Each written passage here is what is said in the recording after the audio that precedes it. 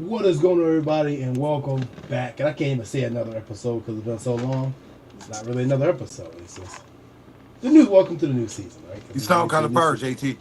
Do I sound far hard? Hold on, let me get that fixed. It's always like I said, man. There's always issues when we first get back in order here. We Uh, back, y'all. We back. forget how to forget how to do everything. But hold on, let me get this all. All right, what about now? Sound good? Perfect. You All right. perfect, JT. All right, all right. Far from that, far from that. But tonight we're gonna do as close as we can. So, welcome back to the episode of Nothing Personal, Just Buffalo. Obviously, this is the 2025 Bills draft recap. Yeah, man. Bills came away with a defensive haul. Obviously, should be no surprise. Mal, defensive draft. Oh, wait. Let me stop. Let me stop right here. Introduce my co-host, as you guys, if you guys don't know, you should know by now. But Jay's Mallory, we like to call him, former NFL running back, the NFL pedigree. Jay Mal, just fresh back off from Canton, Ohio, right? Yes. Yes. Fresh from the Pro Football Hall of Fame. Yep, Our yep. travel 7-on-7 team, the UAS Blaze, just went down there, represented all of Western New York. Actually, we represented the whole state of New York. We represented really, really well. Mm-hmm. Our oldest group finished in Sweet 16, so we are Okay. extremely proud of them.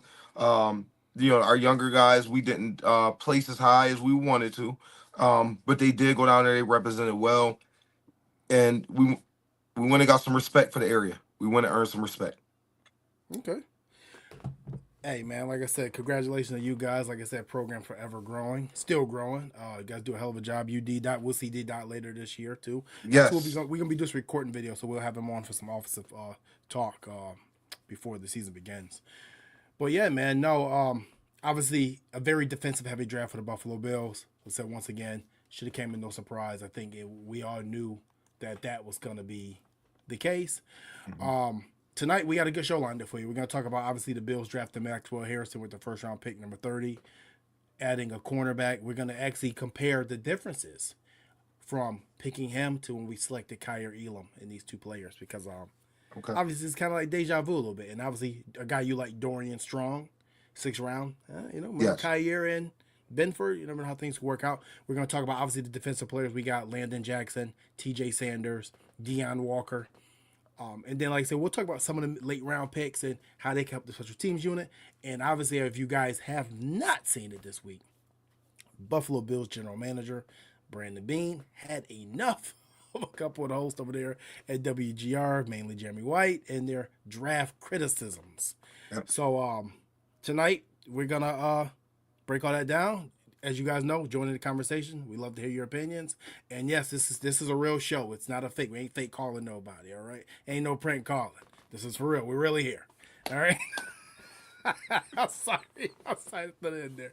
It's not cool at all. But yeah, let's get started. James, I'll come to you first. Maxwell Hairston, Bills land him with pick 30. A guy who ran a 4.28 in the NFL draft. A lot of starting experience in the SEC. So once again, another quarterback from the SEC.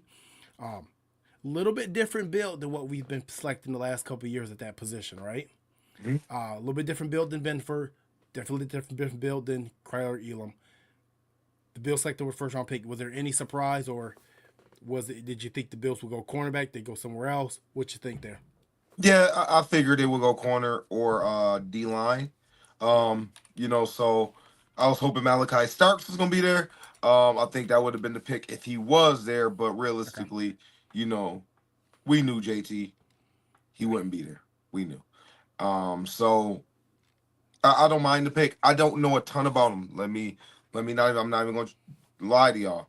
But I do remember you talking about him, JT. Mm-hmm. I've seen good things about him. I read up on him a little bit since he's been drafted by the Bills. So seems like a solid pick. One thing the Bills did need to do is just get overall.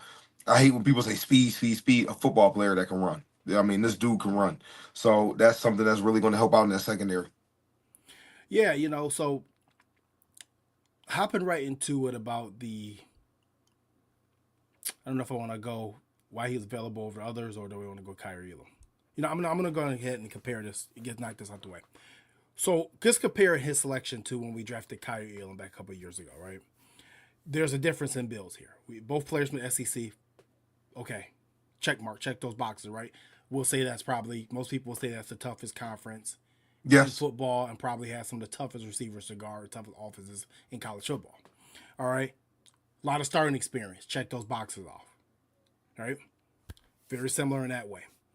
The difference between these two guys, and this is breaking down the Hairston pick, is when we drafted Kyrie Elam, he's coming from a program in Florida where he was more of a up in your face line of scrimmage. I'm going to get my hands on the line and run with you, run and try to run in phase with you. Where Maxwell Hairston's a little bit different, Zone. off the zone. Not that he can't play man, but he's particularly starting off. He's a zone cover corner, off and particularly off the ball cover corner, right? But his instincts are there. But he's an off the ball corner with 4.28 speed. So when people say, is it similar? Is it different? It's totally different.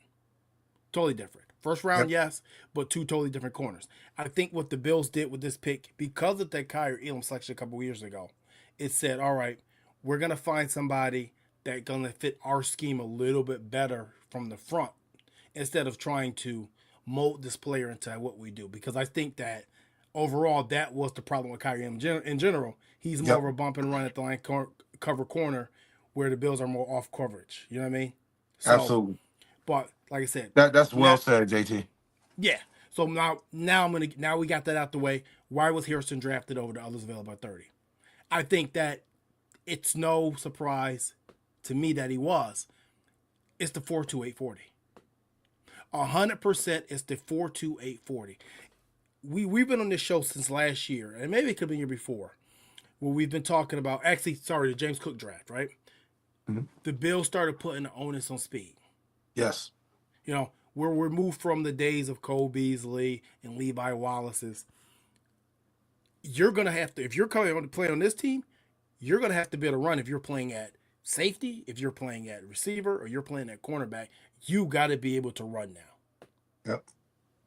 Now, and like I said, you say it all the time, speed and everything. I'm not saying it is, but there's definitely an onus put on the importance of speed.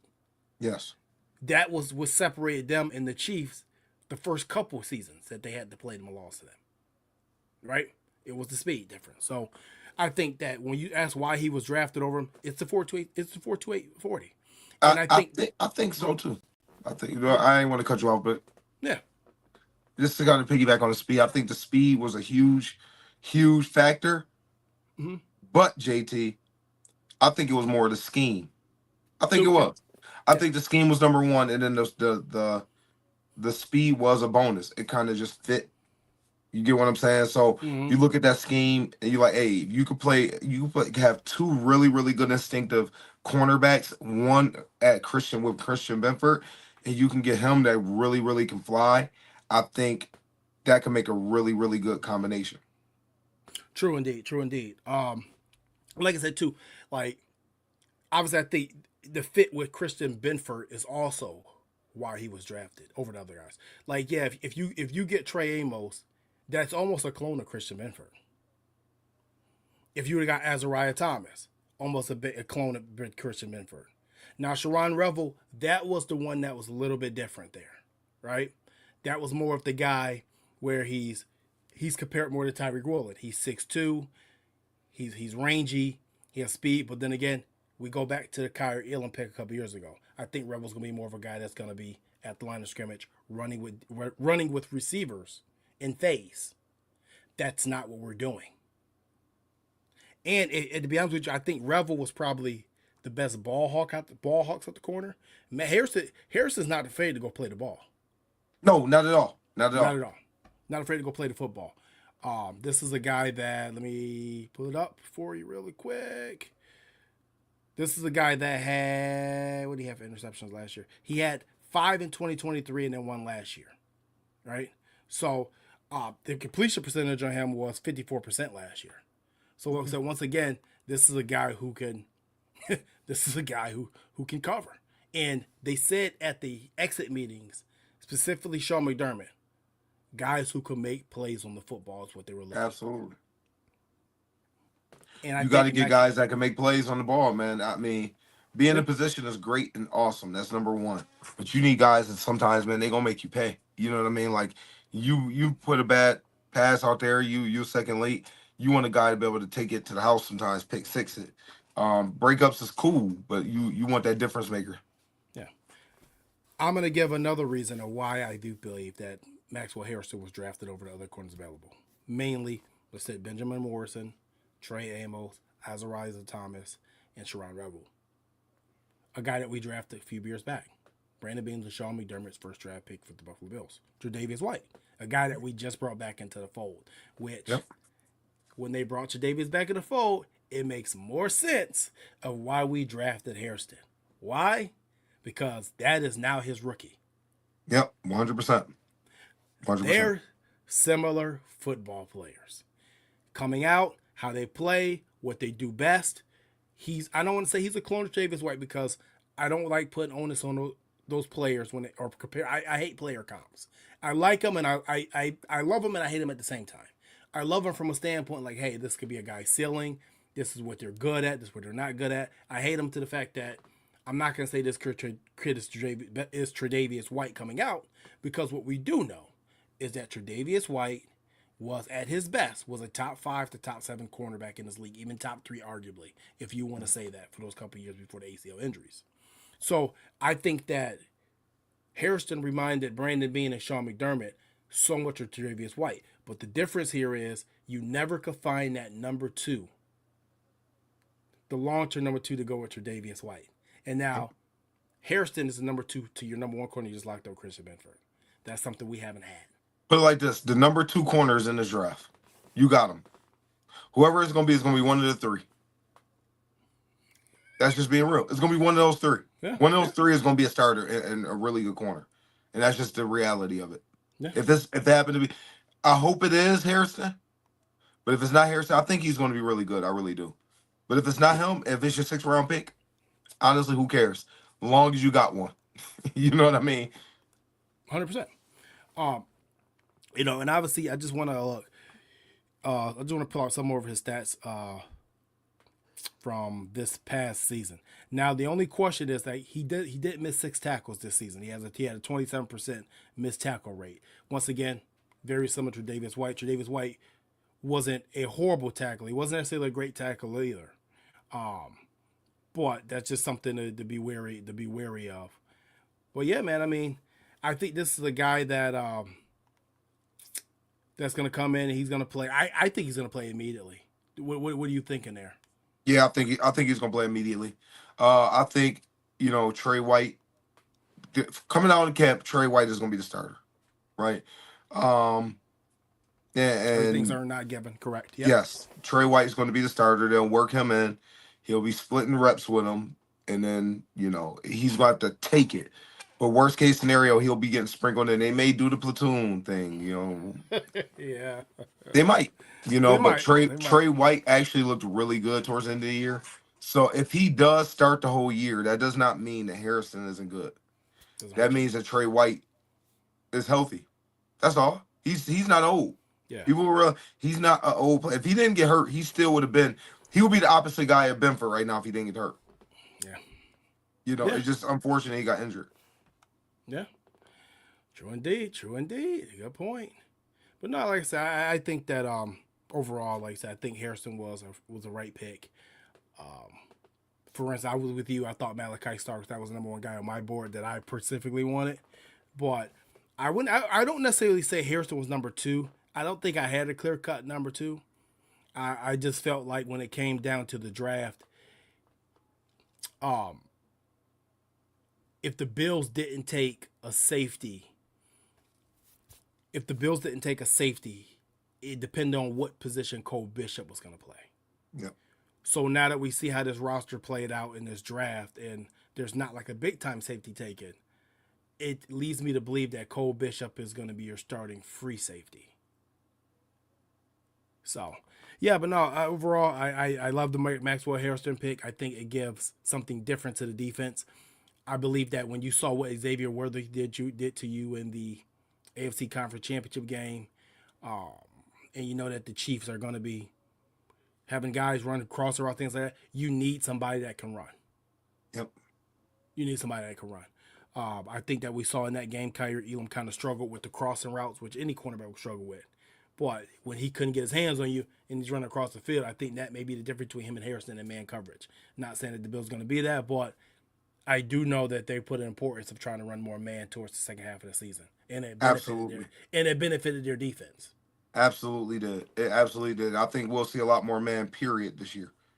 Yeah, yeah. So, you all set with you? Are you all set with the Maxwell Hairston?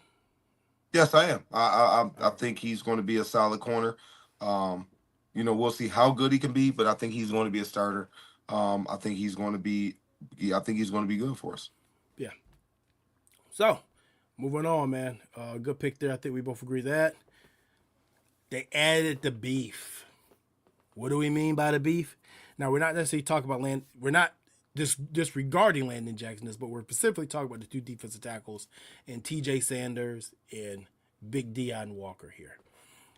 Now, obviously, Sanders is the guy at South Carolina. He's more of a three tech, violent hands, quick first step, very twitchy, almost very similar to the same roles at Oliver, which we'll get to about that.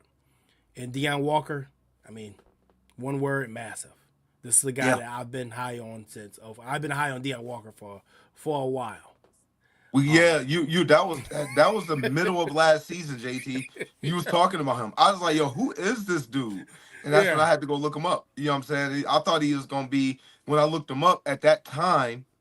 When I looked him up at that time, everybody was saying, like on the internet, he's gonna be a first, mid to second, like a mid second round pick. It was first, then it yep, went from the middle of the year. Oh, he's gonna be a mid second. yep, So I didn't think we would realistically get him. right. Um, but hey, we did, man, and we got our Ted Washington, so to say. Well, and so, like I said, I really want to break him down because I think there's going to be some common misconceptions about him as a Yeah, player. they think he's gonna be a space eater and not. They think he's gonna be a big, just plug the gap guy. Right. So, obviously, like I said, so obviously midway through the season, October, I think I put it in our chat the other day where I think it was like October 21st, something like that. I'm like, I want Deion Walker, and I thought I had Walker as our one of our number two second round picks. So, like as the process fell, I know we were talking. He was like, I was like, man, I think this dude's gonna fall to the fourth. This is where we can get him at. So we got him exactly where I thought we would get him at the exact pick. So, yeah, man. I mean, obviously the defensive tackle room is a room that I think we limped to by the end of the season. Yeah, We all knew that that defensive tackle room had to be completely almost revamped. Um, we got good play out of Jordan Phillips down the line, but is that something you want to rely on? You know what I mean? Dwayne Carter, he had a rookie wall and he had an injury. That's something we want to rely on. Daquan Jones didn't give us a whole lot for the pay scale he was at last year, and he's a year older, going to 34 years old this year. Is that something we want to rely on? You know, no, so I thought that it was imperative to add a defensive tackle. I didn't necessarily say that we had to draft two, but I knew we needed one. And if we drafted a one tech, I said okay, we can get away with the three tech. But I think it was a week before the draft when McDermott and Beane said that basically they valued a guy that could get to the quarterback more than that could just be a space eater alone, yeah, which for this defense makes sense. So I'm coming to you. They added two defensive tackles. We'll break them both down individually in a second. But what do you think overall adding to that room in the foreseeable future? I love it. Okay. I think that's going to make us better for the next few years. Because you got these Uh-oh. guys on cheap deals, Hold on. right? Josh Arnold said pause. I must have said something. I don't know what I said, but tell me what I said, Josh. I can get a laugh out of it. I don't know what it was. But Good, good tricks. no, you good. But I look at it like you get these 2D tackles, you can get them in the fold. You're gonna have them on cheaper deals. So our D line, Mhm. when you look at Carter, you look at these or our D tackles, not just whole D line, but the D tackle room, right?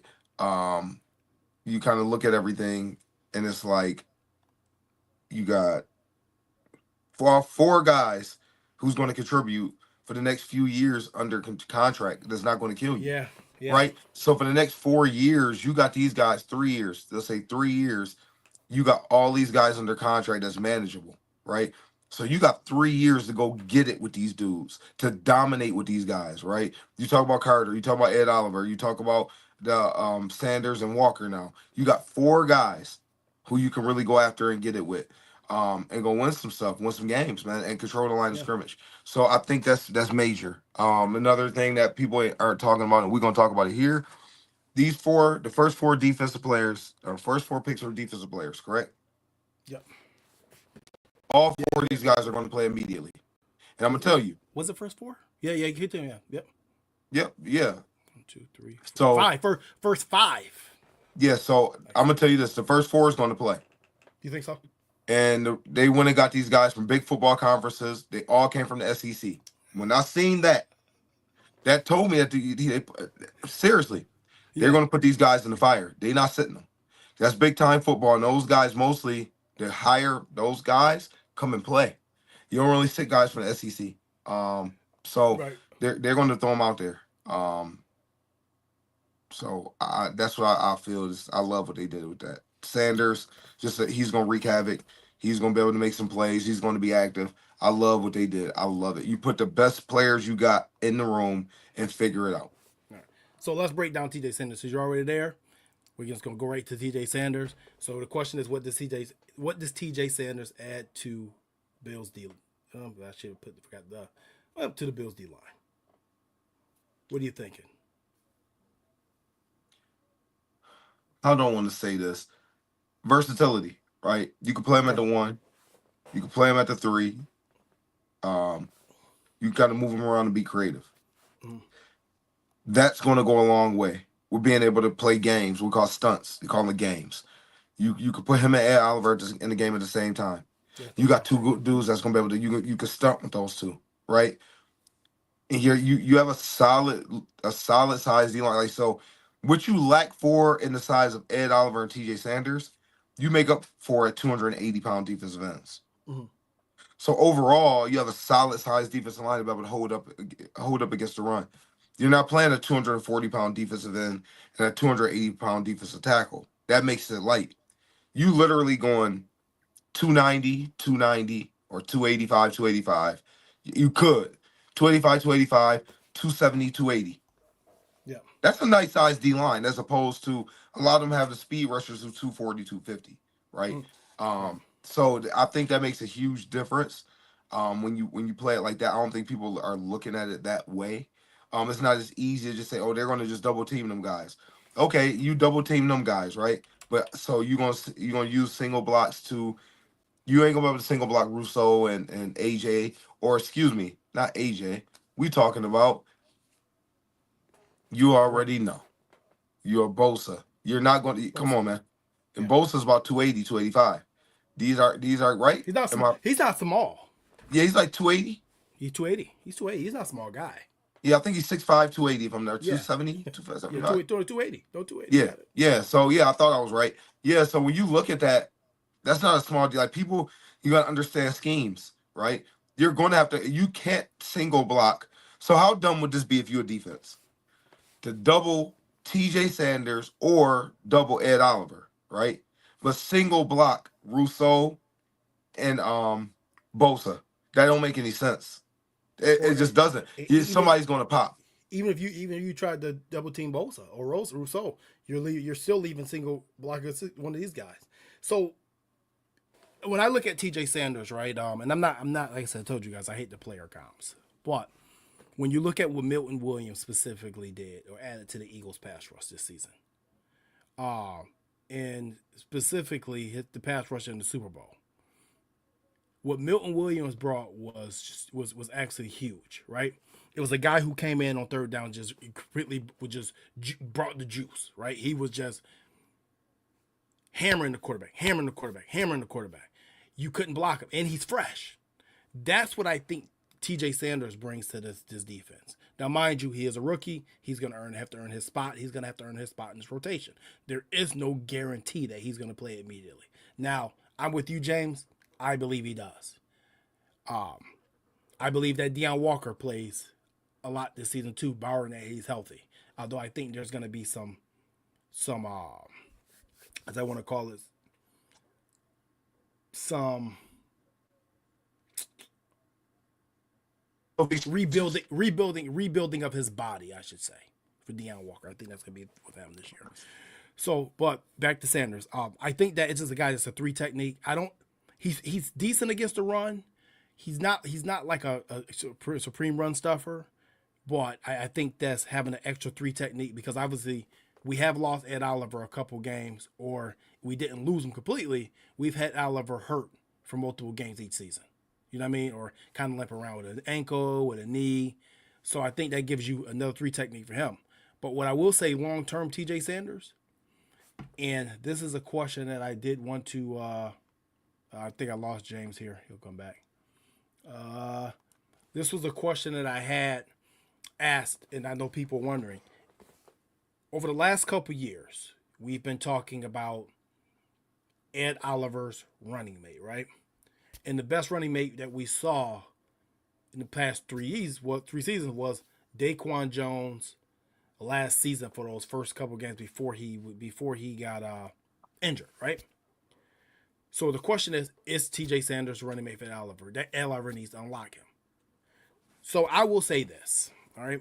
And you guys know if you followed this show, you know I've been questionable with Ed Oliver and the contract, and I get it. I don't disagree. I still to this day I still don't disagree with it, because it's by necessity. TJ Sanders is not Ed Oliver's long-term running mate. If TJ Sanders develops in what they think he can be, and being I wouldn't say dominant. I'm not gonna say dominant, but a pretty impactful, chaotic, causing 3-tech defensive tackle, he will then be Ed Oliver replacement in 2 years. That's just the truth. So you can hear this on April 30th, 2025. Happy birthday to my brother. But April 30th, 2025, I'm telling you now, if TJ Sanders develops into the 3 technique that the Bills want him to be, he is not Ed Oliver's long-term running mate. He is Ed Oliver's replacement. Yep. And all you're going to do is pay him instead of pay him basically what you're paying Ed. It's just replacing it. There you go. So, but other than that, I think for this season alone, he's going to bring an extra pass rusher. And like I said, I never like putting rookies into a point in my head like they're going to come in and they're just going to produce. They're rookies. Hell, we don't know.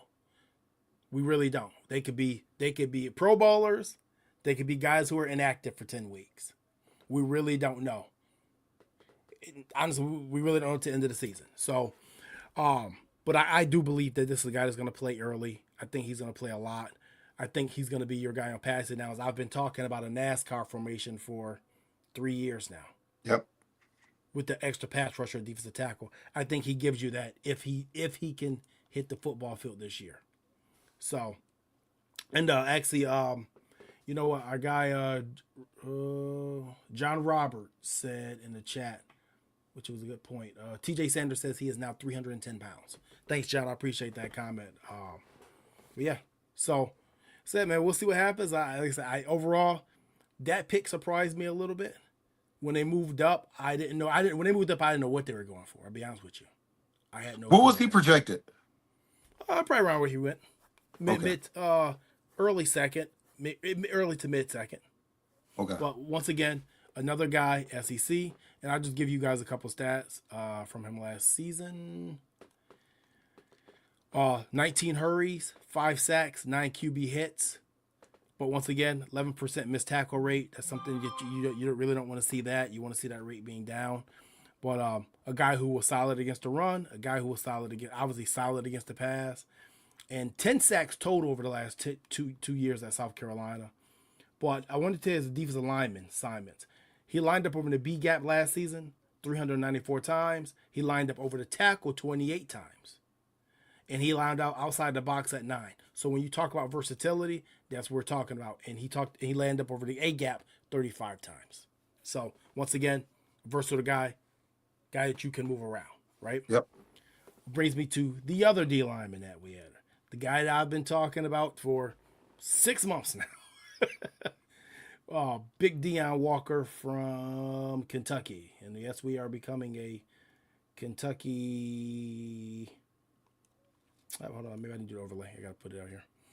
But, yeah, we are starting to become a Kentucky farm system. Deion Walker, man, what do you think? Oh man, I after you mentioned him to me months and months ago, I went and started looking, and then when I looked, like, dude, they was talking about this dude was like a top 15 pick, Yep. and then he had the season he had this year, and he dropped. Mm-hmm.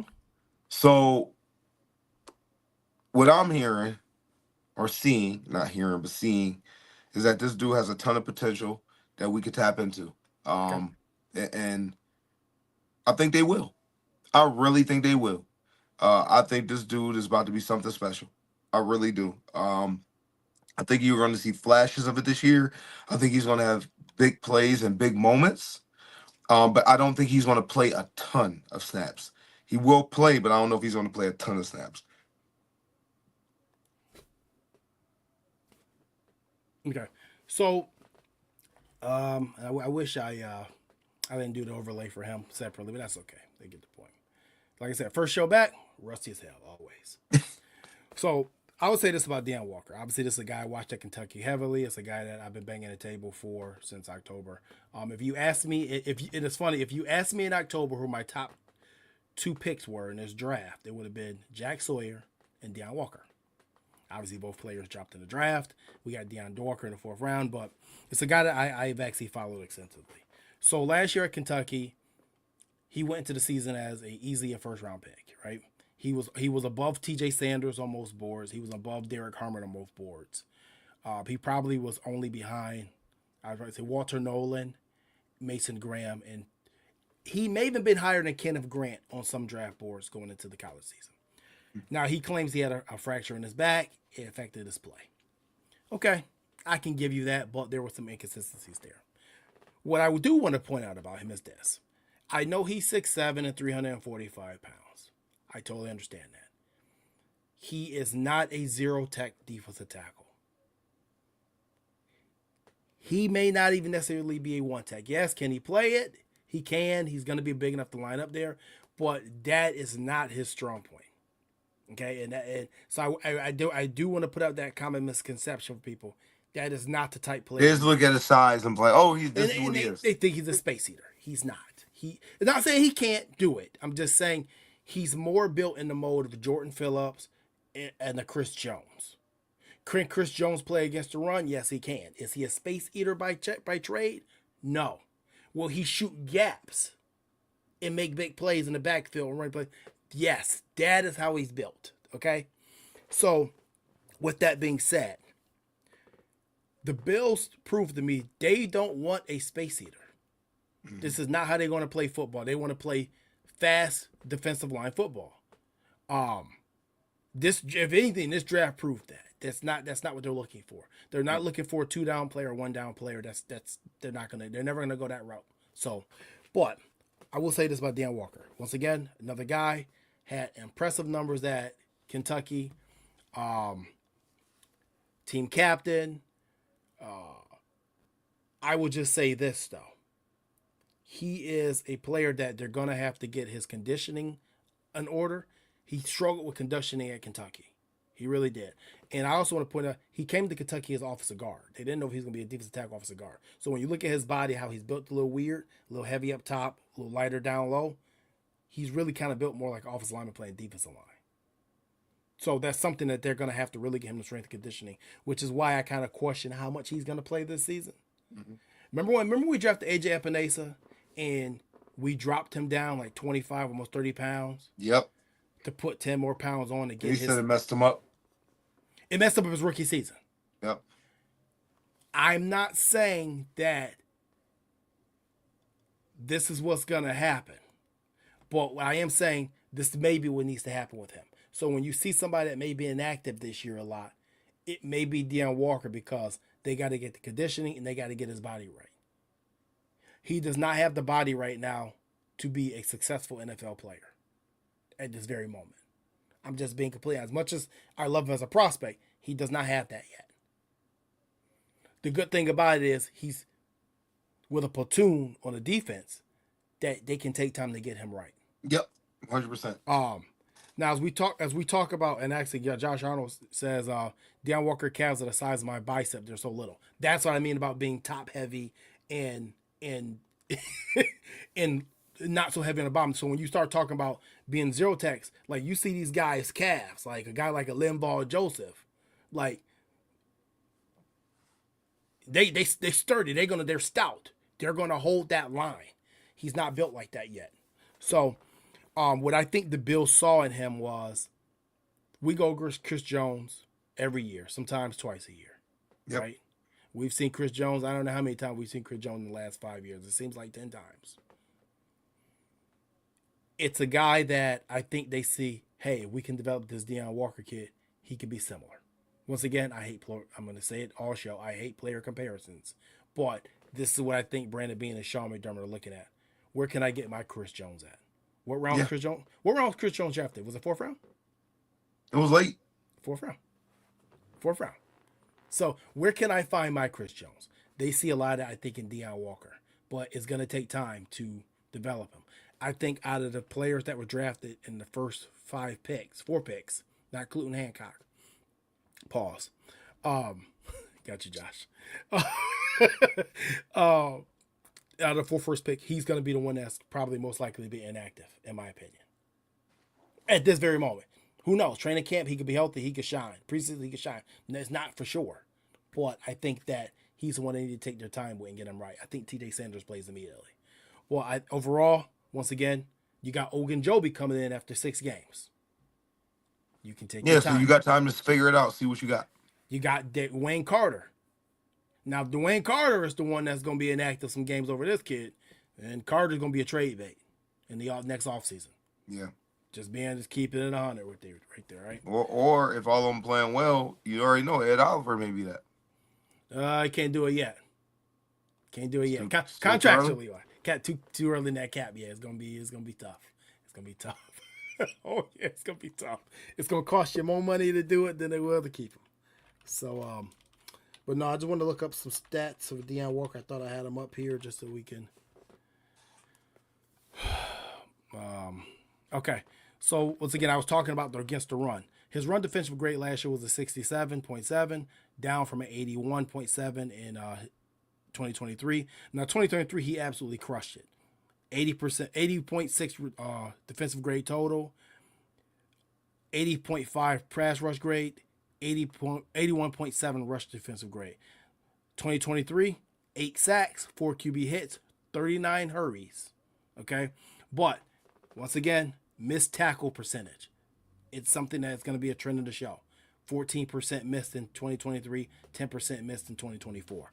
So when the Bills said they were going to get guys that can get to the quarterback and get game records, that's what they were looking for. These are the type players they were looking for.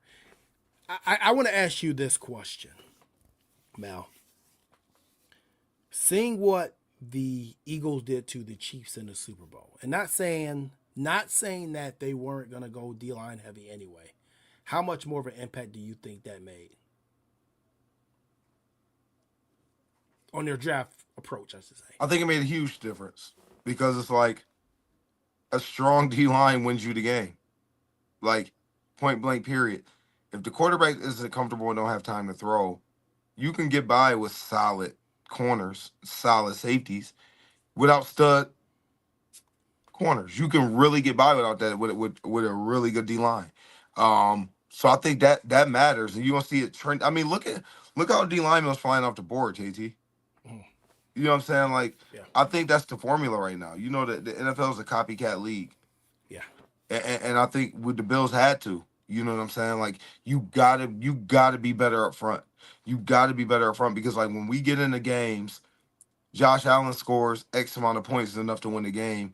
And your defense keep coming up short, that's a problem, right? You got to fix that D-line ASAP. Bosa does that. These draft picks does that. And what's his name? And Ogunjobi? Ogunjobi. Yeah, that name. You know, he's active. He plays all over. You know what I mean? You need those type of dudes. We got to have them. Yeah. All right, so like I said, I'm going to moving on to Landon Jackson, the trio of defensive linemen that we've taken. So we selected Landon Jackson over the third round, a guy that should have came no secret that the Bills were interested. They met. He's even on record saying that the Bills met with him like 8 times. Yep. So obviously, got it. He was a 5-star player. If you guys ever saw the video from high school, him hitting the bag, we know that's him on the meme. You know what the I don't want to end. All right, started at LSU, 5-star talent, transfers to Arkansas, plays at Arkansas the next 3 years. Has 18 sacks, 14 sacks over the last 2 seasons, 7 to each season. 8 QB hits this past year, 5 in 2023, 20 QB hurries this year, 10 in 2023, 3 batted balls. I know you know how much Sean McDermott loves those batted balls. Yep. Pause. A 13% missed tackle rate. There. So once again, missed tackle rate. A guy that they're calling an athletic freak, and let me see. Who says someone said in the chat, I want to make sure they get called out for it too. In a good way. They said that he was Cody Wells. What up, Cody? Landon Jackson, my favorite pick. Deuce, an athletic freak. Exactly what we heard all draft. His RAS score was off the charts. I think his vertical was like almost 40 inches. His bench press was up there. His 40 time was like a 4.68 for a guy being 6'7", 280 pounds. His arm length is like 34 inches. Like he's yeah, he's an athletic freak. What you think about the Landon Jackson pick? Obviously, probably came as no surprise. This is a guy that we thought that they would take in the second round. They got him in the third. So I think this could be a steal. People could look back on and say, this dude is a baller because he's not a flashy DN. He's a consistent. He's a hard worker. He fits the mold of a AJ. He's not that flashy type, but he's going to produce. He's going to be a really good football player, in my opinion. He's going to play in this league for a very long time. And from what I can see and read, very coachable and moldable. When you got a Bosa, right? You got a guy like that, and you may call me crazy, but if any of them DNs come out not looking too great, especially if I honestly wouldn't be surprised if you see Von Miller back. I promise you, I wouldn't be surprised. I wouldn't be surprised at all. And you bring somebody like that to coach him up and show him the way. I think this dude can really be a player. I really love the Bills draft. We got some dudes on there that I thought would just be like mock draft dudes, or you can put them on the mock draft, but we would never get them because I didn't think it'd be realistic, and we got them. Bless you. Sorry about that. Allergies. I hear that. Didn't hide their hand. That's one thing they didn't do with this draft. They didn't hide their hand. No. So when it comes to Landon Jackson, I always like to say why a player's here, right? I try to figure that out, why they're here. Maxwell Hairston, we know we needed a cornerback. We knew we needed a certain cornerback. We needed a guy that could run for guys like Xavier Worthy, like Jalen Waddle, like Tyreek Hill, right? A lot of number 2 receivers can fly. They're not necessarily great receivers, but they can fly and stretch the field. So we knew we needed that type of corner. That's why he's here. We knew we needed more pressure from the inside. We know that, unfortunately, I'm going to call it out like it is, Ed Oliver goes on that milk carton sometime. He disappears. So What do we need? Another guy that can wreck hell on the inside, just in case this guy disappears or he's injured. That's what you got for TJ Sanders. This is why I believe he's here. I believe he's here because if he turns into the player that we think he's going to be his replacement, contractually wise, in 2 or 3 years. Right? Deion Walker. We play Chris Jones every year, sometimes twice a year, right? That's why I think he's here. We're looking for Chris Jones. We're looking for size in the inside, right? We're looking for size in that middle. Jordan Phillips may be back, may not be back, but we know what having a guy that's 6'6", 330 pounds can do in the inside, right? Boom. That's why Deion Walker is here. But now we get to Landon Jackson. Well, why is Landon here? We have Greg Rousseau. Nice big payday. Congratulations on your payday. We haven't done the show since he got it. Greg, hats off to you. Well earned, right? AJ Epinesa, free agent after this year. Joey Bosa. I don't think we stole him for 2 more years off that contract. Absolutely. He's not coming back. Bills fans, there's no way AJ is coming back. He's going to get paid. You drafted, Landon Jackson to be his replacement next year. Bosa, if he has the season we're anticipating he's having, somebody's going to pay Bosa. Right. I think this is a handshake agreement. Hey, I can stay healthy and I can get paid. They did each other a favor. The Bills and Bosa, they did each other a favor. Bills gave him some money, winning situation, right? He's needed. Right. Bosa could come here. We got a really good medical staff. Get him healthy.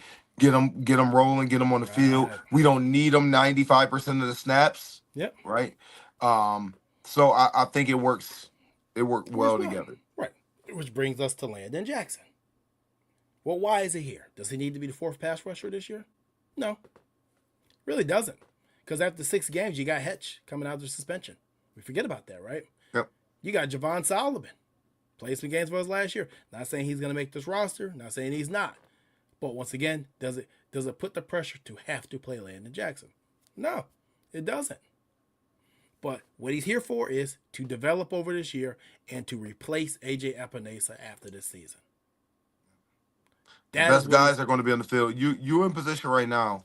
So I'm looking at the depth chart earlier. Mm-hmm. You literally have 6 D tackles, and you literally have 6 defensive ends who legitimately can make this roster and be like play significant snaps. Right. So I think it's going to be a great battle, and I think iron sharpens iron, and you had to cream rise to the top, and those are going to be the dudes that's playing, man. Period. Yeah. Now, should he develop, he's gonna have to go against guys like Deion Dawkins and Spencer Brown in practices. And what is that going to make him do? These are guys you're not just going to bull rush. Neither one of those tackles you're going to bull rush. So going against them is going to help him because it's going to make him develop a pass rush set. Now, what I do worry about him is that he does not have a pure pass rush set. He does not have great hands. He has a high motor. He's strong. He's big.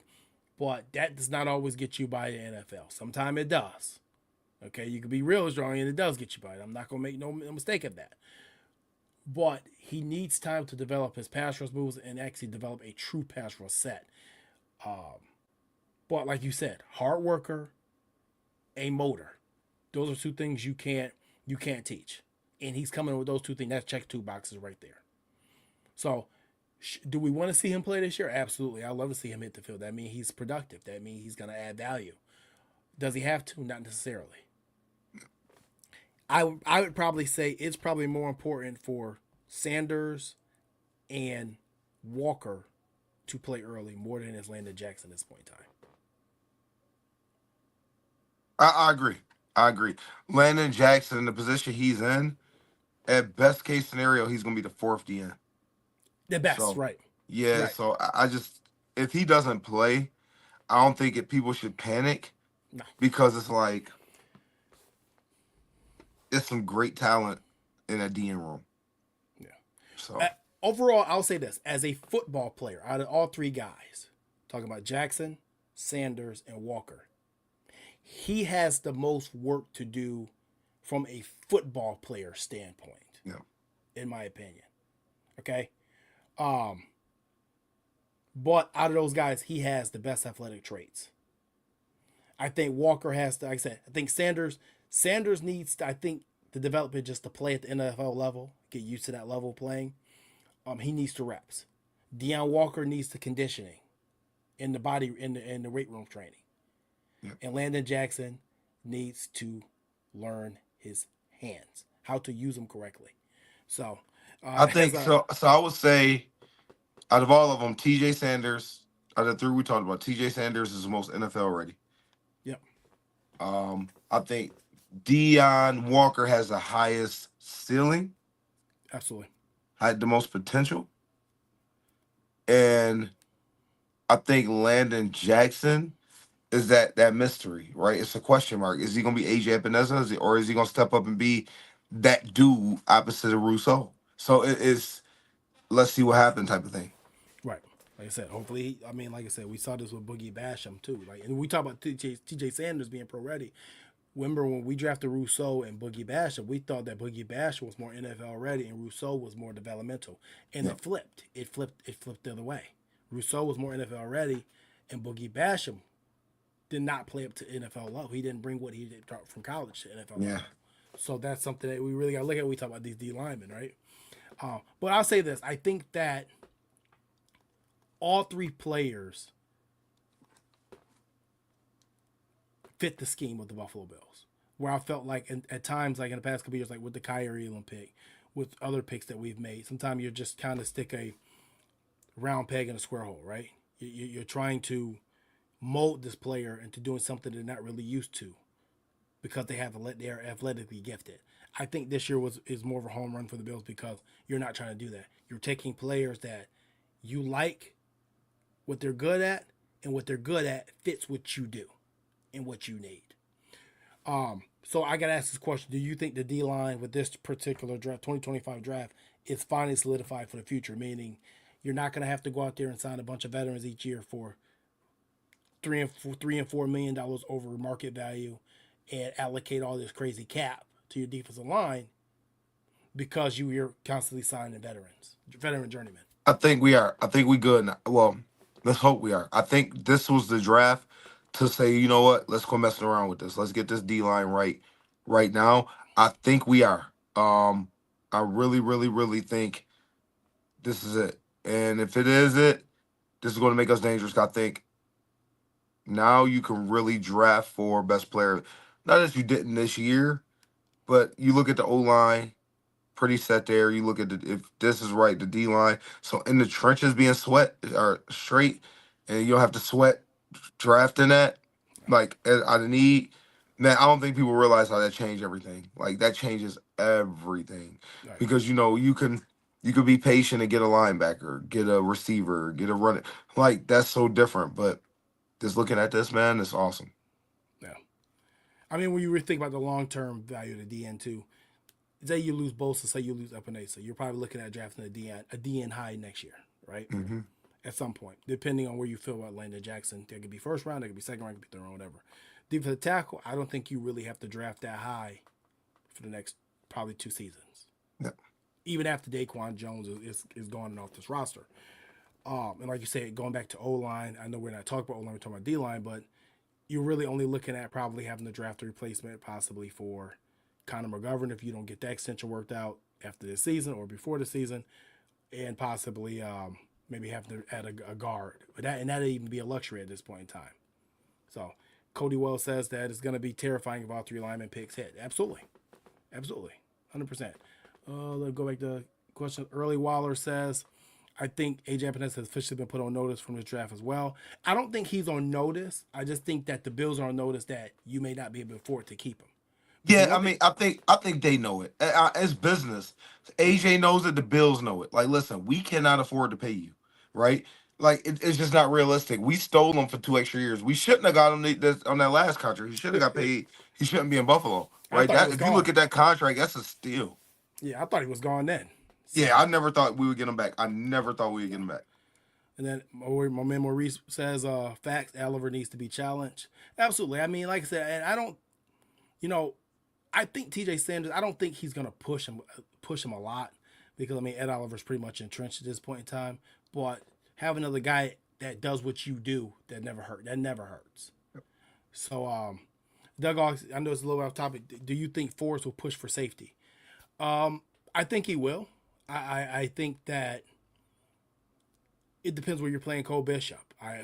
The benefit of Derek Forrest is he can play free or strong, so he's interchangeable. Where was he for? Was he at what Washington last year? Washington, he's at Washington. Yeah, Yeah, yeah, yeah. didn't play much last year with the new coaching regime, but the year before he had a really good season at free safety. So, but moving on, man. And I want to see where I want to go next with this. We'll go to the late round picks. Now, obviously, I'll name off these picks. Two that the Bills added. Oh, and I had it on here. What did I do with it? All right. So with the fifth round pick, they added safety Jordan Hancock from Ohio State. Another fifth round pick, tight end Jack Halls from Georgia Tech, more of a blocking tight end. I did say we needed a Quentin Morris replacement. I believe he's a Quentin Morris replacement. Dorian Strong, which you're really high on. Chase Lunt from Connecticut, off the tackle. This guy played left or right tackle. We knew they needed to add alignment. And then UConn in the building. UConn, yep. Caden Prather from Maryland, receiver. So, I no think he's gonna surprises get there. cut. Let me ask you, do you think, first of all, who's your favorite late round pick? And do you think these guys kept the special teams? Strong for sure. I think Strong makes this team. I actually think all three of our corners are going to make this team that we drafted. I think Strong is going to make an immediate impact on special teams. I think he has a lot of ability.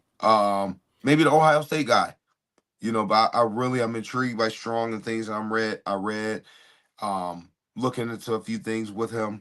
So I'm very, very intrigued on what he could potentially bring to the table. So that's the one for me that I'm thinking that could maybe help out on special teams, run down there, be a gunner, um, just help out on the units overall. Um, I think we did pretty good. Obviously, we knew that our special teams unit had to be revamped. We know we are going to switch some core players. Obviously, we both said this last season we lost Medikevich, we lost Saran Neal, and we let some of these other guys go. That our special teams unit was going to take a hit. Now, personally, were we the worst special teams unit in NFL that some people we made it out to seem to be? We weren't. We were just middle of the pack. Yeah. And unfortunately, when you're as good as a football team that the Buffalo Bills are, you find things to nitpick at. Yep. And unfortunately, special teams was kind of like the punching bag a little bit last season. So obviously, we switched coordinators this year. So I do think that some of these guys are going to help with special teams. But I think that some of the guys we had on the roster last year are going to help more. Like the guy from Yale, Ulufosho. I think I got it correctly. I do think Dorian Strong can make this team help with special teams. Another guy, I believe, Jalen Virgil. Oh, yeah. I think Jalen Virgil will be a gunner and will be a receiver on this team. So as far as looking at the guys on this roster, Jordan Hancock, he's a guy I think could help tremendously special team. He reminded me so much of Serrano coming out, but probably just a little bit more football IQ, obviously playing more big-time football at Ohio State compared to where Serrano played in college. A guy that could play safety, could play cornerback, a lot of big games. So the two guys that I look at, the three guys, Hancock, Strong, and Jackson Halls, I think will all contribute on special teams this year. And I think if they are going to make this football team, it will be on special teams. I think they are, and I think Jamarcus Ingram is gone. You think I don't so? think he's going to make the team. I don't think he's going to make the He team. may not. He may not. I don't. So I mean, when I look at and I don't want to go too deep into. I know we're going to start doing some recorded shows. When I look at the cornerback room, who do we have in there right now? It's okay. So Kirsten Medford, Maxwell Hairston, Tre'Davious White, Teron Johnson. Right? Those are three locks. That's it. Four locks. Teron. Where you get? Where you said Benford? Maxwell Hairston. Yep. So that's four locks, right? Yep. Four. So yep. we're carrying probably 6 on game day, maybe. So you got 2 of the spots. You got Daquan Hardy, you got Codrington, you got Dorian Strong. And one is playing safety from Ohio State. Safety. So he's going to be that one that plays that Cam Lewis, that not saying he's going to replace Cam Lewis, but the one that could play both. Right. And honestly, with the role we used Cam Lewis for last year, where towards the end of the season, he wasn't a safety, he wasn't a corner, he was a third down sub linebacker. Just saying, this kid is more kind of set for that role. I think Cam Lewis is still a lock on this roster. But he could put someone like a DeMar Hamlin or Derek Forrest off this roster if they don't perform. Yeah, I think Hamlin may be gone. I thought that was a safe signing to start with. Not to get too much into it. I know we'll talk about it, but yeah. It's a 3 cornerback draft more for insurance and competition aspect or possibility to shift one to safety, Cody Wells says. Well, Jordan Hancock has shifted to safety already, I believe. And Josh Arnold, I'm just piggybacking off your Dorian Strong point. I did watch that video for Greg Cassell today, and he said that he's probably the best man press cornerback in this draft. The only reason he didn't go higher was he doesn't have elite athletic ability. So, Once again, we took a guy like that a couple years back, and it worked out pretty well in Christian Benford. So, as far as Cody answered Cody's question, yeah, if a guy like Maxwell Hairston doesn't work out, what do we do with Kyrie Elam? We drafted Kyrie Elam in the first round, but then we drafted Christian Benford in the 6th round. My thing is this: if you get your corner in this draft, who cares which one it is? Right. Long as you get your guy. Right. But then he's asking, was it insurance? I think Dorian Strong is insurance. I think you needed it. Yeah. I think you needed it because I don't put it like this. Ingram couldn't start over Elam, who we had to trade. Right. You know what I'm saying? So it's like, how much faith do you have in this guy, right? Like, how much better is Ingram going, not to mess on him, but do at some point in time you may have to start over and just regroup and freshen that room up. Yeah. Yeah, I mean, yeah, he did. So Greg Cassell did say Dorian Strong could be the steal of the draft. 100% said that. So I watched that video today as well. That was a hell of a. I'm sorry. That was a hell of a video he watched. So if you get a chance, watch that one. But And yeah, who no. knows? I mean, honestly, if you plan those guys right, Mm, 2 years from now, 3 years from now, Harrison could be your Teron Johnson replacement. yeah. No, I You know what I'm think. saying? Like, it's not just, you can do a lot of different things if these guys are ballers. You can go get cheaper and get rid of Teron Johnson, who will be plus 30 at that Yeah, time. yeah, yeah. I forgot. Yeah, yeah. You know what I'm saying? That's what I thought about immediately when I seen Harrison. Like, could that be Teron Johnson long Could he term move to replacement? nickel? Yeah, true He indeed. can move him to nickel with his skill set. You can move him. I've been thought about that immediately. Wow, that makes a lot. That makes a lot of sense right there. That's I your didn't even slot think. guy. I didn't even think about that. That That's that your slot never. guy. That never occurred to me to even think of And that. Tre'Davious Yeah, White buys you time to be able to really develop him, right? Where you don't have to throw him out there to fail right away. You know what I'm saying? Where yeah. 2 years from now, wait Teron Johnson play, do a 30-year-old, 31, 32, a 32-year-old Teron Johnson won't be it.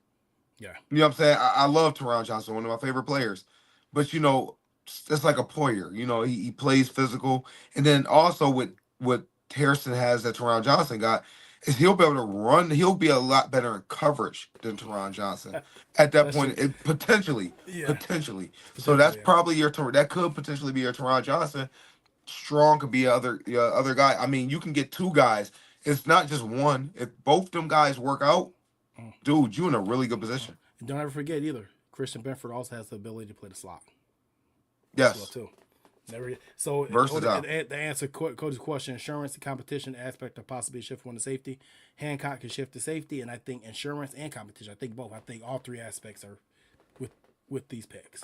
Hypothetically speaking, Strong and Harrison as ballers with Benford. You got three great corners. But Great. That's a great situation. what did the Figure Ravens it out. do? What did the Ravens do with Marlon Humphrey? Boom, They and that's took a him. lot.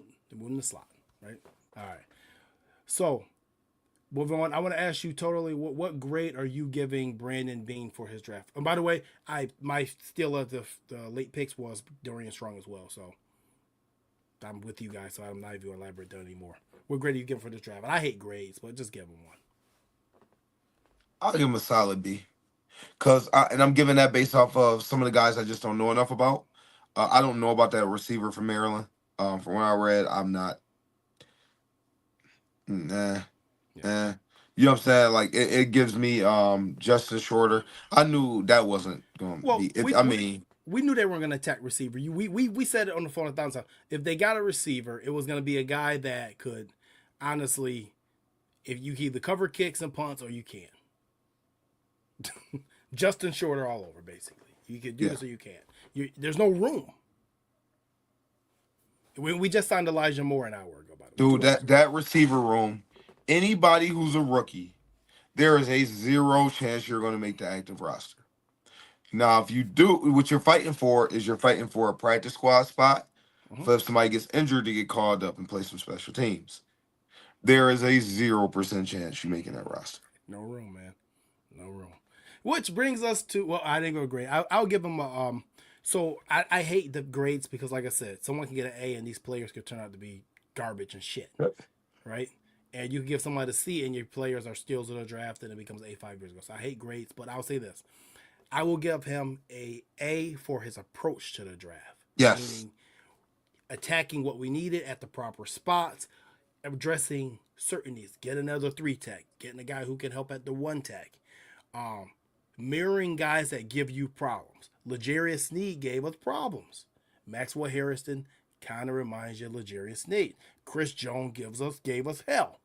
Still gives us hell. Deion Walker resembles a guy who could be like a Chris Jones. Not, like I said, not comparing him, not putting that bag over their head of this is what you turn into, but just saying this, it makes sense. Not drafting a running back sent a very, very, very, very, I think, reasonable sign to James could say, hey, we trust in you. We still want you here long term. When you come back, your spot will be right here.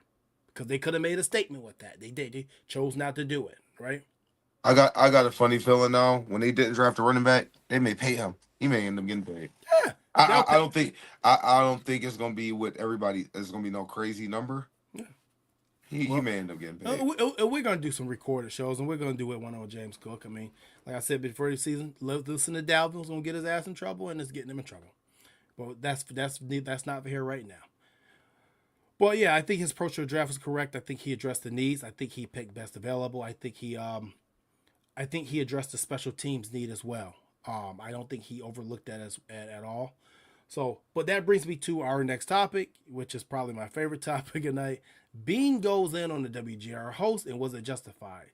So if you guys have not watched the video, I do have it for you. I'm going to play it so you guys can hear what happened. No, it was. It was. I was just listening to the last few minutes of your show before I came on, waiting on here. All right. Sounds like 2018 all over with you guys. Well, how so? Well, you guys were bitching in 2018 about Josh Allen. You guys wanted Josh Rosen, and now you guys are bitching that we don't have a receiver. I don't get it. Like, we just scored. Hold on, let me talk. We just scored 30 points in a row for 8 straight games. A year ago, I get you guys asking why we didn't have receivers, but I don't understand it now. You just saw us lead the league in points when you add all the postseason. No one scored more points than the Buffalo Bills, including the Super Bowl champions. So you just saw us do it without Stephon Diggs, same group. How is this group not better than last year's group? Our job is to score points and win games.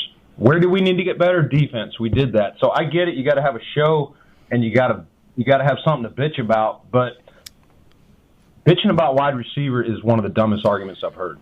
Okay. All right. Little fire right there, right? Little fire. Something we don't see in Buffalo much as people going at the media because class acts over there in Buffalo. So the question is, was it justified? So James, if you don't mind, no, I'll let you go first. Now listen to that. What are you hearing? What are your thoughts? And then I'll give mine. He put them in their place, and I love it. He said, "You talking from a fan's perspective. You need to think about it from a GM's perspective." And I love it. Mm-hmm. I love it. I love it because it's hard for me to think about football that way. Mm-hmm. Honestly, I'm be honest with you. If I didn't love spending time with my family so much, not saying that people who are in that field do, but I really enjoy that time. I would probably be in some type of scouting or front office type of role. I would love to be a GM because I understand how roster construction works and what's important and what you need to do and how you can't have an all-star in every level. Like some people that we know think that you always supposed to have an all-pro at every level. You know, you got to understand how to build it. I love what Beane does. Like what Beane does works. That man has always put helped put a winning product on the field. Correct. Right. And you win in the trenches. Like, yo, all jokes aside, we could put the 4 best wide receivers on our team. The 2 best slots in the league and the 2 best X and Z. And we can miss the playoffs. Houston Texans. Yes. You can miss the playoffs. Hello. If you are bad in the trenches, you won't win. You won't win. Period. You will not win. No. You won't win. College. Can't just outrun people. So all right. You need them big guys, man. I love it. All right. So let me sit up with this. All right. So basically, man, this is what I heard. So I heard I agree with what you said, but I heard something a little bit different, right? What I heard is this: is you have a job to do means that you have to go on air. You're getting paid to do a job. When he says that you guys bitched about Josh Rosen and Josh Allen, which I was a Rosen guy, I know you're a Rosen guy, back in 2018, he's saying like, here you guys go again. We're putting winning products on the team. You're just finding bullshit, and excuse my language, bullshit reasons to criticize us. Now I'm going to bring us into this, right? So one of the reasons people always ask, dang, why don't you guys go live more? Why do you guys take breaks in the summertime? Why do you guys disappear at times, right? The reason I disappear, and that we disappear as a whole, is because if we have nothing to say that's of any importance, we're not just going to fill airtime with bullshit. If I can't come on here and say anything meaningful, I'm just not going to say anything. I'm not going to post I'm not going to post BS. I'm not going to post BS articles to get clicks and likes. I stopped doing that a long time ago, right? And with you, I enjoy family time. So What Beane is basically saying is, you guys are just saying shit, excuse my language, to fill airtime. This is what he means by that. And that's exactly what they're doing. You're talking about a receiver room that you just drafted Keon Coleman last year in the second round. Takes time to develop. You just paid Khalil Shakir, one of the best slots in the league, and still getting better. And hold up, JT, I want to cut you off. Yeah. I got to say this. Why do people consistently say the Bills don't have a receiver that can run? You have Curtis Samuel and Shakir in the room. Are you freaking kidding me? Right. And now you just add a lot more. I'm so sick of people saying that. Right. Oh, you don't have a guy that can run. What is Curtis Samuel? What is Shakir? Those are dudes that can run. What are you talking about, people? Right. But you can go ahead. I'm sorry. Right. So you got Keon Coleman, you got Khalil Shakir. You just paid Josh Palmer, which last year we said we needed another receiver. Now, we both said that I said we needed Amari Cooper. They got Amari Cooper. Didn't really work out the way they wanted to, but when he was healthy, you saw the impact of having a pure route runner on the outside of the boundary. Well, you replace Amari Cooper with a guy that it's Josh Palmer, Amari Cooper at the peak of his career. No, he's not that right now. I'm not saying he can't get there, but a peak of Amari Cooper was really, really good. Oh, man, that dude. But the Amari Cooper we got was not peak Amari Cooper. No. So can Josh Palmer replace that? Absolutely. And you got younger, and the price is cheaper, right? You got Dalton Kincaid going into his third year as a first-round pick tight end. Dawson Knox, a guy who's getting paid $13 million, who came on at the end of last season. So what do you need a receiver for? Offense is the reason why you're not winning, or Right. defense is the reason why you're not winning the big ones. Right. The reason we didn't win last year had nothing to do with the receivers. We didn't get a tush push, whether it was right call or not the right call. We didn't get an edge that we needed. That was the problem. Had nothing to do with the receivers. We scored enough points last year. We couldn't get the timely stops against the Chiefs once again. That's what happened. That's why we went home. And honestly, that defense, the way they played last year, that's why, not for nothing, and obviously you cannot predict the future, but I do believe if the Buffalo Bills would have got past the Kansas City Chiefs and they would have played the Philadelphia Eagles in the Super Bowl, I think we would have had problems with that offense. I think we honestly, JT, all jokes aside, I think we could have potentially got embarrassed. I think we did better than what Kansas City did. But the reason why it wasn't, I agree with that, but where I'm coming from is just listen to that, hear me out. The reason why I would have said it would have been embarrassing, even if we did a little bit better, because we waited so long to get to that stage to not win, that would be considered an embarrassment. If Kansas City lose, they've won a couple, right? If the Bills get there, the Bills haven't been since the 90s and all this other stuff. They lost again. You get there, you lose again, and then you get beat by 2 scores, so to say. Right. That would be embarrassing in my eyes because of all of the storyline to it. Not that we wouldn't have looked better in Kansas City, but the storyline, if that makes sense. Right. So that's my point. So I agree, and I think it's completely justified.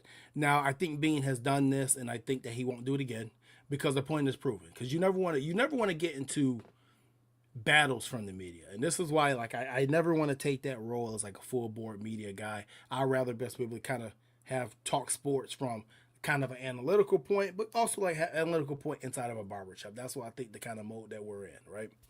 It's not just nonsense, but it's not necessarily just straight media talk either, right?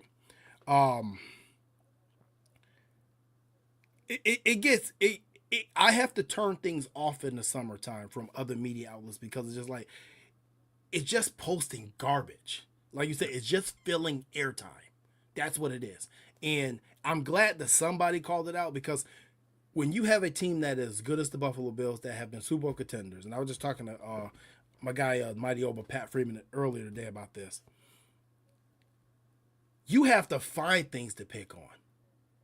When your team is bad, the offseason is super exciting. Why? Because you got a whole bunch of shit you have to fix. Is. You look at free agency, you look at the draft, right? Sign this person, do this, do that. Yeah. Right. You have a bunch of shit you have to fix. I guarantee that the Las Vegas Raiders fans, they probably had an exciting offseason because you need a quarterback, you need a running back, you need a line. JT, you so right. Because I remember them bad years, right? Yeah. Yo, I will look forward to that first day of free agency. Like, all right, who we signing? So you 100% right. You are 100% right. Right. Hell, you need a coach. You need a GM. Yeah. I don't miss those days. Yeah, those days was like, okay, what are they gonna do? It's like a kid waking up on Christmas the first day of free agency. Who are we gonna overpay? Oh, we're gonna pay Mark Anderson $25 million. Great. We're gonna give Derek Dockery $60 million. Great. Fun times, right? We're gonna hire Chan Gailey, Mike Malarkey. Fun times.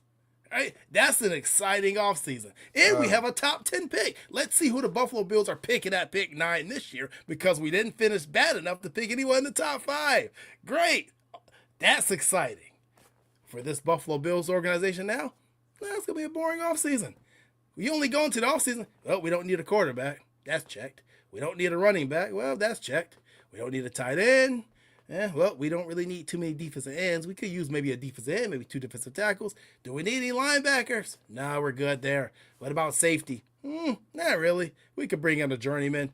Cornerback? Let's sign our big corner to an extension.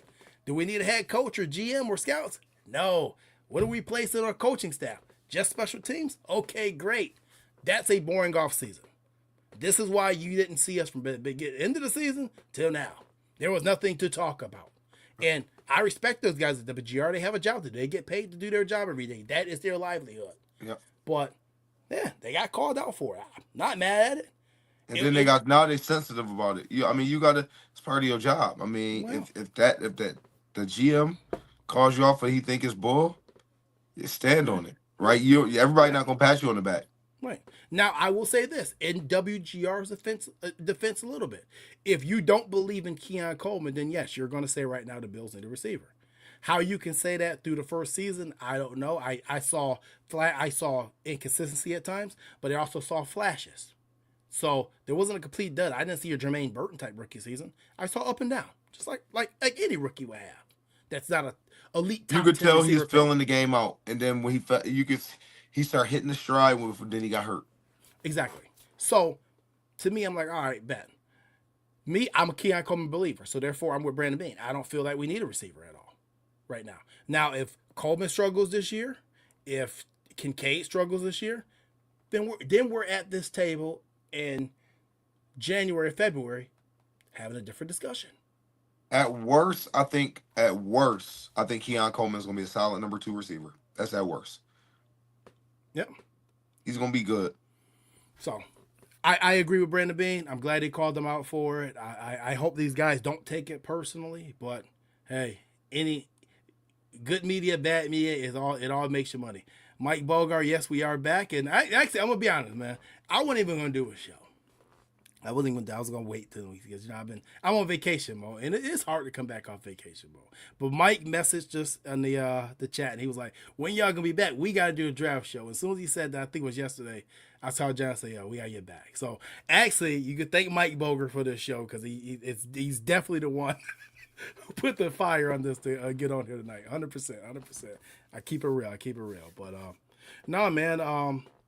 That was the Bills 2025 draft class. That's our thoughts. And like I said, stay tuned. We're going to be starting doing some more recorded shows because, like I said, we're going to be dissecting certain topics one at a time moving forward. So, till the season begins. But I want to say this, James, any final thoughts about the Bills 2025 draft class heading into minicamp eventually soon? Everything's coming back full circle. Yeah, everything is about to be May. Tomorrow's going to be May. Few hours can be May.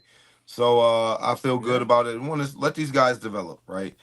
Just let them develop. They're going to be fine. I love what they did in this draft. I think this could be one of the drafts we look back on and like, wow, we got those dudes. So I think this could potentially be one of those type of drafts. So I'm excited to see what they do. Yeah.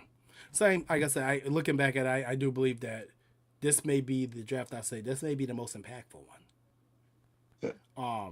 Obviously, we had more draft capital and higher draft capital than we had in plenty of years besides the Josh Allen, Tremaine, the 2018 draft with Josh Allen and Tremaine Edmonds. But, we had some pretty good draft capital there. Wish the Vikings would have finished horribly, but they kind of screwed us up there. Right. Couldn't have everything, but watch this year be the year they suck. Oh, yeah. Yeah, probably. That's our luck. Well, no, overall, I think that the Bills did a wonderful job. Didn't have many roster spots to fill. Didn't think they would pick 10 players either. So, yeah, man, it's going to see now. That's it, man. That's it for a while, I guess. I'll go back in a couple of weeks. And We'll be back in a couple of weeks live once the Bills to probably start mini camp or training camp, and then just stay tuned for the recorded videos, pre-recorded shows. Yep. But yeah, I got nothing else, man. Just make sure you guys don't be out here bitching like WGR. Brandon Beane gonna come for you. So For sure. But yeah, on that, guys, thank you. Appreciate your comments. We'll make sure I didn't miss any questions. Wait, Cody Wells says people want a receiver when their QB isn't right. We can put any receiver out there, MVP will be successful. Absolutely. Doug, what's up, man? He says go Bills. Cody Wells says most successful impact for Jackson to James Cook class. I think I got everybody else's comments through the show. But as always, thank you guys for tuning in. And always, go Bills. We'll catch you guys later. Peace.